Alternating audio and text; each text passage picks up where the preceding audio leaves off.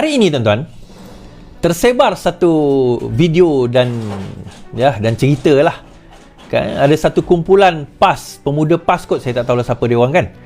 Di Terengganu, seingat saya di Terengganu lah, telah berarak menggunakan replika pakaian perang jihad dan juga pedang replika.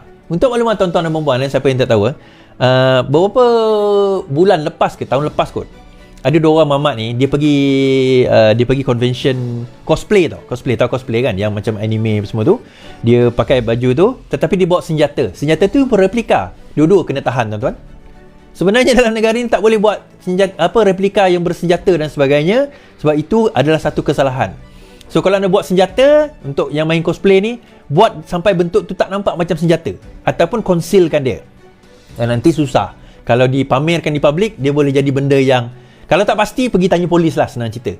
Kan? Kalau tak pasti, pergi tanya polis. Now, sama juga kalau tuan-tuan ada parang dan sebagainya yang diletak dalam kereta, dalam kenderaan, ialah untuk mempertahankan diri pun sebenarnya tak boleh. Pisau sebenarnya tak boleh.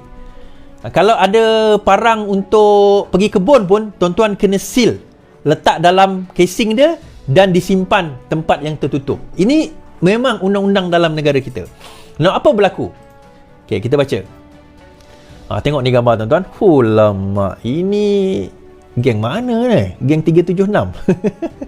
Perarakan replika bersenjata, Menteri Gesa tonjol Islam damai. Okey, sebelum tu, mereka telah dipanggil polis. Tema pembarisan. Kejap. Perarakan bersenjata, pemuda PAS Terengganu hanya penuhi tema pembarisan. Okey. Penganjur Himpunan Pemuda Islam Terengganu, HIMPIT. Patut jugalah. Himpit betul dia punya otak dia. Sempit. Sedia memberi kerjasama kepada pihak berkuasa untuk menyiasat acara perarakan dalam program itu selepas pesertanya dilihat membawa replika pedang, lembing dan perisai. Ketua Pemuda PAS Muhammad Harun Isa berkata walaupun beliau tidak nampak logiknya untuk perkara itu disiasat, namun sedia memberi kerjasama. Terdahulu, Polis Terengganu dilaporkan akan memanggil Harun untuk memberi keterangan berhubung perarakan itu. Harun dalam satu kenyataan berkata program yang menghimpunkan seluruh jentera pemuda PAS Terengganu itu merupakan acara tahunan diadakan sejak 1999. Katanya satu kontingen menjadi isu itu hanya memakai pakaian seragam perang era zaman sahabat dan ia hanyalah bagi memenuhi tema perarakan mereka. Sama seperti perarakan dan pertandingan cosplay yang dibuat di seluruh pelosok negara yang menaikkan senjata-senjata adiwira kegemaran mereka.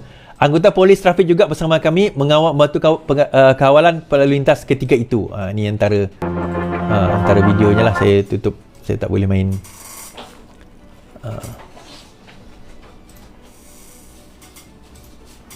Itu replika pedang. Tak kita. Si tuan-tuan. Okay. Now, apa kata Menteri Agama? Perarakan dengan menggunakan simbol pahlawan Islam dengan memberi gambaran tidak baik kepada agama dan negara, kata Menteri di Jabatan Perdana Menteri Muhammad Naim Mohtar. Beliau berpandangan bahawa penganjur program berkenaan sepatutnya menonjolkan nilai-nilai Islam yang bersifat damai, mengajak kepada perpaduan dan kesejahteraan. Perarakan tersebut telah menimbulkan pelbagai persepsi dan juga kegelisahan masyarakat. Pada khidmat saya, tidak wajar berarak dengan kaedah tersebut. Adalah tidak wajar dan boleh memberikan gambaran yang tidak baik kepada agama Islam dan negara. Adalah lebih baik penganjur menonjolkan nilai Islam yang bersifat damai, mengajak kepada perpaduan dan kesejahteraan, katanya dalam kenyataan. Tambah Muhammad Naim, lagi semua pihak adalah bertanggungjawab untuk menyeru kepada keamanan dan keharmonian dalam masyarakat. Sementara itu, dia kata siasatan tidak logik. Okey, saya jawab siasatan tidak logik tadi saya dah cakap. Dua pemuda buat cosplay, bawa senjata, ditahan. Nak buat cosplay ni pun tuan-tuan, ada kaedah, ada cara. Okey, now kita bercerita tentang ekstremisme dan agama ni tuan-tuan. Ekstremisme agama ni, apa tujuan yang paling besar? Macam saya sebut beberapa hari lepas. Zaman diktator, image agama yang ekstrim ini memang digunakan untuk rally rakyat supaya merasakan bahawa dialah champion kepada perjuangan tersebut. Seolah-olah negara sekarang ini tengah hancur, tuan-tuan.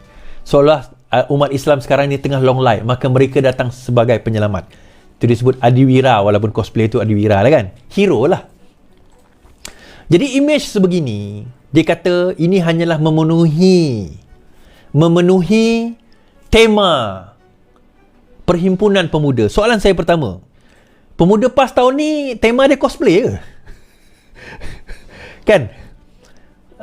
Perhimpunan Pemuda PAS tema dia cosplay ke? Apa dia orang ni geng-geng anime? Kan? Itu soalan saya yang pertama. Yang kedua, kalau pun nak menonjolkan Islam, kenapa tonjolkan satu titik di dalam sejarah Islam yang beribu tahun itu? Kalau kita tengok sejarah daripada Nabi Adam sehinggalah kepada turun Rasulullah SAW, zaman kita ni panjang. Perjuangan agama ni kita ni panjang. Perjuangan hadis, Al-Quran yang diseru di dalam agama itu panjang, tuan-tuan. Tetapi kenapa ditonjolkan perkara itu? That small portion ditonjolkan. Untuk menunjukkan apa? Nak menunjukkan kita ni bak kata apa? Orang Kelantan kata, gedebeh. Nak menunjuk kita ni konon-kononnya kuat. Tak perlu. Tentera kita, Angkatan Tentera Melayu diraja dah ada. Kalau tengok video komando dia orang gila-gila punya, dah ada, tak payah. Nak tunjuk tu untuk apa? Nak menakut-nakutkan bangsa dan agama yang lain. Tuan-tuan, kita ingat peristiwa pengharaman daripada zaman Memali. Peristiwa berdarah Memali. Bagaimana peristiwa itu digunakan oleh Mahathir untuk menjatuhkan Musa Hitam. Sebelum itu amanat Haji Hadi 1981. Sehingga kan ada yang sembahyang dua imam. Khutbah Jumaat pun 2 imam. Kahwin pun tak boleh. Tengok-tengok orang sebelah orang UMNO. Belah ni, belah PAS. Tak boleh kahwin. Sembelihan tak halal, tuan-tuan. Kafir mengkafir berlaku kerana fatwa sedemikian oleh Haji Hadi.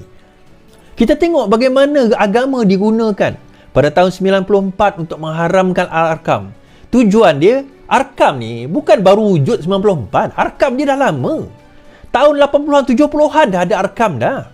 Tapi kenapa 94 tiba-tiba dibangkitkan geng Arkam ni? Sebab pilihan raya 95. Pada masa itu kita tengok kebangkitan Angkatan Perpaduan Ummah, PAS dan sebagainya. Ekstremisme agama sekali lagi digunakan untuk menjustifikasikan kemenangan seseorang. Begitu juga bila berlaku reformasi 1999. Tiba-tiba berlaku Al-Ma'unah tahun 2000. Atas tujuan apa, tuan-tuan? Untuk menjustifikasikan bahawa Islam ni agama teroris. Islam ni agama yang mengancam. Maka larilah orang-orang Melayu yang kononnya wasatiyah ni menyokong satu golongan yang sebenarnya mewujudkan apa orang kata perkumpulan ekstremisme tersebut. Saya boleh kata demikian lah. Tiba-tiba sebuah persatuan silat ajaran sesat boleh masuk kem tentera membawa berlori-lori senjata. Bagaimana benda tu boleh berlaku? Takkan lemah sebegitu kita punya angkatan tentera kita? Tidak. Sebenarnya tidak. Macam saya kata tadi lah, nak bawa satu butir peluru hidup keluar daripada kem tentera bukan senang, tuan-tuan. Dan tentera kita bukan selemah itu. Kalau yang geng-geng ajaran sesat duk pergi silat boleh bawa tentera, habislah kita kena serang dengan apa orang kata tentera asing lagi canggih. Sebenarnya tentera kita tak selemah itu. Tetapi ada konspirasi sebenarnya untuk apa? Kerana kebangkitan pada waktu tersebut. Kebangkitan reformasi, dan masa itu PAS bersama dengan apa? Dengan masa itu Barisan Alternatif dengan PKR untuk membentuk satu gelombang yang boleh menjatuhkan Tun Mahathir. So dia perlu last straw. Now, tuan-tuan, kita tak nak nanti image kerana dia nak menunggang orang, dia nak terus berkuasa. Dia nak terus kekal relevan. Dia nak terus nampak bahawa dialah champion, dialah hero, dialah sebenarnya yang mendaulatkan agama. Maka dibawa image ekstremisme sebegini. Oh, jadi kau kata jihad tu ekstrim, tuan-tuan. Apa tujuan kita berjihad? Apa tujuan kita berjihad? Berjihad ni untuk mempertahankan agama bangsa dan negara kita daripada serangan. Tapi adakah Islam mengajar kita untuk memprovokasikan orang lain? Adakah Islam mengajar kita guna pakaian perang, tunjuk pada orang bukan Islam? Kau tengok, dalam keadaan damai. Adakah Islam mengajarkan kita sedemikian? Itu persoalan kita kena tanya. Adakah Islam mengajarkan kepada kita, Turunlah kamu ke jalan, tunjukkanlah kamu kekuatan dengan senjata perang dan intimidasilah orang bukan Islam tersebut supaya mereka takut dan gentar kepada kamu. Ada ke? Ataupun ajaran Islam ini mengajarkan kita kepada apa, tuan-tuan? Berpegang kepada akidah kita, tunjulkan akhlak yang baik. Tidak aku diturunkan, kata Rasulullah SAW dalam satu hadis, tidak aku diturunkan kepada umat manusia, melainkan untuk membetulkan akhlak kamu. Itu ajaran pertama, betulkan akhlak kita dulu. Tuan-tuan, orang tengok Islam ni macam mana dah sekarang ni? Bila dia tengok image Islam dia daripada individu-individu yang sebegini. Dia tengok image Islam, dia kata, aku ni minat dengan Islam, tapi bila aku tengok macam ni, ya Allah, aku tengok orang ni macam ni, macam mana aku nak berminat dengan Islam? Ini ke Islam yang ditunjulkan? Ini ke Islam yang ditunjulkan?